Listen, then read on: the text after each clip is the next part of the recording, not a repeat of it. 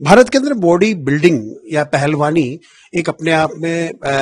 जो नए युवा वर्ग है उनके लिए एक तरह से देखा जाए तो नई उमंग भी है, नया जोश भी है और कई लोग इस क्षेत्र के अंदर में अपना कैरियर भी ढूंढने का प्रयास करते हैं। लेकिन भारत के अंदर में इन खेलों को ज्यादा महत्वता नहीं दी जाती है, क्योंकि अगर पहलवानी की बात करें तो कुछ पहलवान दिल्ली के अंदर में धरने पे बैठते हैं सरकार के खिलाफ, लेकिन कुछ पहलवान देश का नाम रोशन करने के लिए ओलंपिक में मेडल भी जीत के लाते हैं। लेकिन हर बार कहीं ना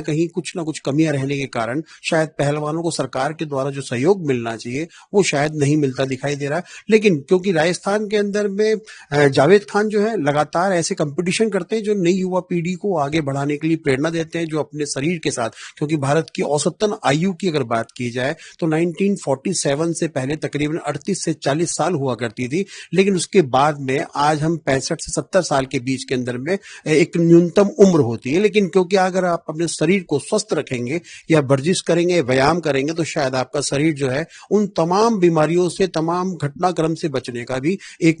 जो बॉडी बिल्डिंग का जो है वो आपको बचाने का प्रयास करता है। जावेद जी हमारे साथ में, और जावेद जी से पूछेंगे कि जो बॉडी बिल्डिंग का जो कंपटीशन कर रहे हैं इसके अंदर में युवाओं को कैसे जोड़ा जाए और युवाओं को कैसे रोजगार मिलेगा इस कंपटीशन से। जावेद जी स्वागत है आपका हमारे चैनल के अंदर में। मेरा पहला सवाल ये है, क्योंकि जो बॉडी बिल्डिंग कंपटीशन है उसमें कई युवा बॉडी बिल्डिंग बनाते तो हैं, लेकिन हमने देखा है कि कई लोग जो है इस पेशे में न जाकर कई कंपनियां, बाउंसर की कंपनियां खोल लेते हैं। तो उस परिस्थिति में, क्योंकि बाउंसर वैसे देखा जाए जॉब तो बहुत अच्छा है, लेकिन लोग उन्हें एक गार्ड की हैसियत से ही देखते हैं। तो क्या कारण है, लोगों का रुझान बॉडी बिल्डिंग की तरफ कैसे आकर्षित किया जाए और कैसे उनको जोड़ा जाए? सर, बेसिकली मैं ये कहना चाहूँगा कि जो बॉडी बिल्डिंग का कंसेप्ट है वो एक अलग फॉर्मेट है और इसके अंदर जो गवर्नमेंट से हमें सपोर्ट नहीं मिल पा रहा है जैसे एथलीट्स को, तो हम एक प्राइवेट इवेंट के जरिए एक बेस तैयार कर रहे हैं ताकि हमें गवर्नमेंट भी इसमें इन्वॉल्व करे। तो सीजन फर्स्ट मैंने बीकानेर राजस्थान में किया था, जिसमें हमने 35 लाख रुपए का कैश प्राइज दिया था, जिससे एथलीट्स को थोड़ी हेल्प मिले, वो प्रमोट हो और अच्छे लेवल पे फाइट कर सके। और देखा जाए तो अभी जैसे ओलंपिक में बॉडी बिल्डिंग को इन्वॉल्व नहीं किया गया है और हमें उम्मीद है कि आने वाले समय में अगर इसी तरह कंपटीशन बढ़ते जाएंगे तो ओलंपिक में एक दिन हम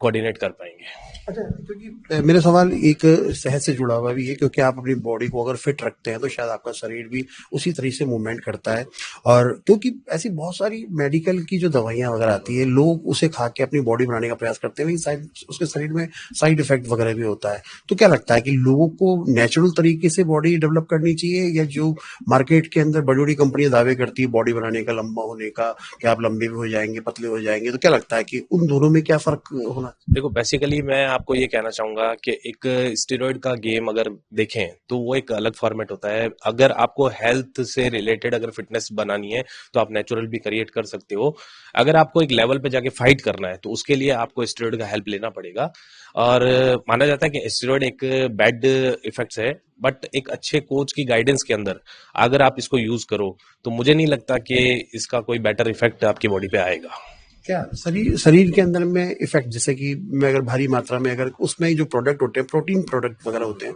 तो उनकी मात्रा कितनी होनी चाहिए, उनकी मात्रा को कैसे निर्धारित किया जाए?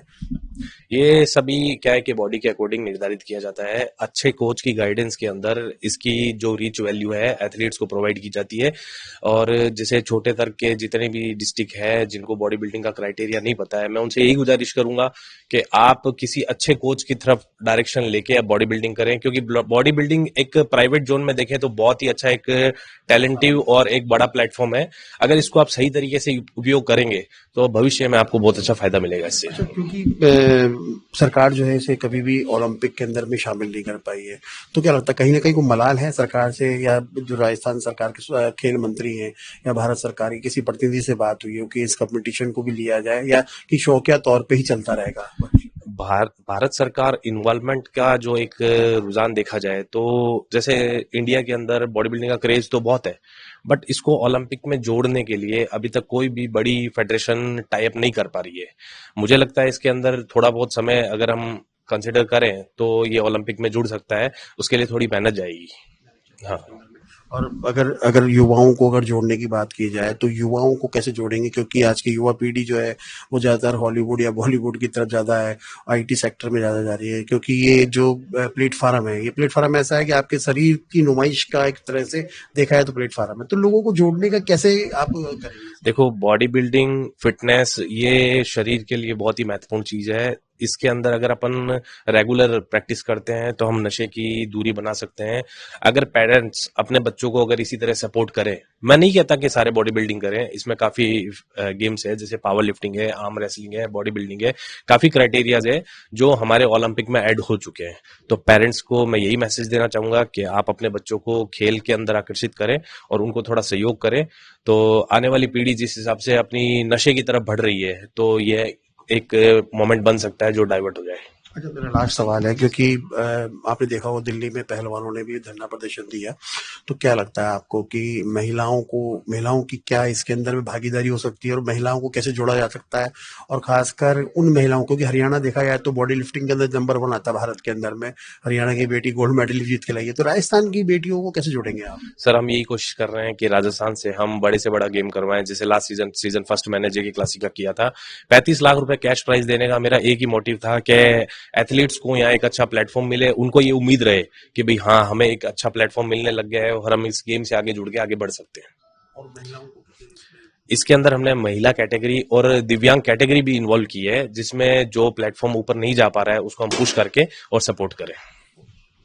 तो ये थे जावेद खान, जो इस जो बीकानेर में जो बॉडी लिफ्टिंग का जो कार्यक्रम हो रहा है उसके मेन आयोजक है, और इस बार 51 लाख रुपए का प्राइस रखा है। पिछली बार उन्होंने 35 लाख रुपए रखा था, और इनका मेन उद्देश्य है कि कैसे न कैसे करके आज की युवा पीढ़ी को और महिलाओं को जोड़कर एक भारत बनाया जाए जो ओलंपिक के अंदर में बॉडी लिफ्टिंग के अंदर में भी एक गोल्ड मेडल जीत के भारत का नाम रोशन करे। कैमरामैन घनश्याम के साथ मनोज शर्मा, न्यूज वॉच भारत के लिए।